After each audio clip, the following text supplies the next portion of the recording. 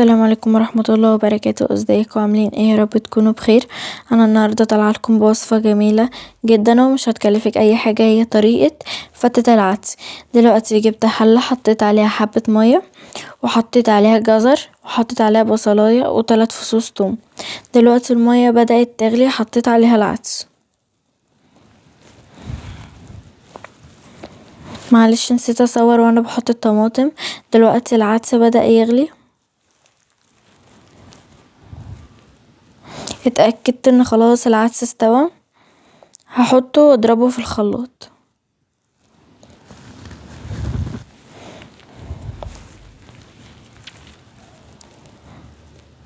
وده كده بعد ما ضربته في الخلاط.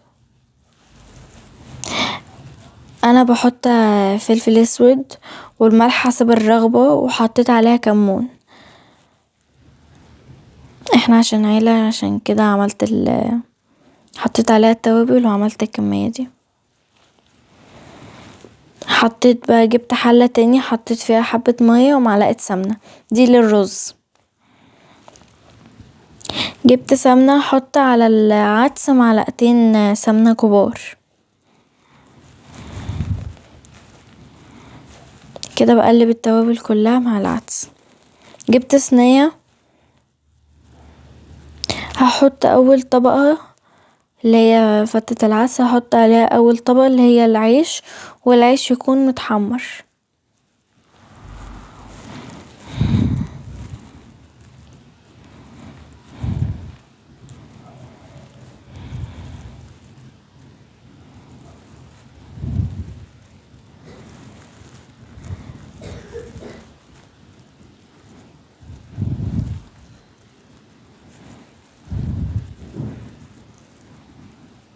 دلوقتي خلاص خلصت طبقة العيش، هحط طبقة العدس.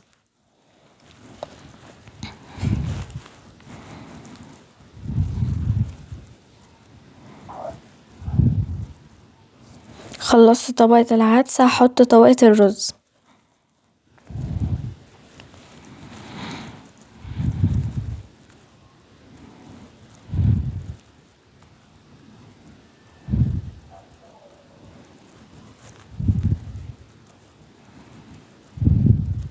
ما تنسوش لو عجبكم الفيديو تعملوا لايك واشتراك وتفعيل الجرس وكومنت حلو جميل كده شبهكم. ودي النتيجة بتاعة العدس، والسلام عليكم ورحمة الله وبركاته.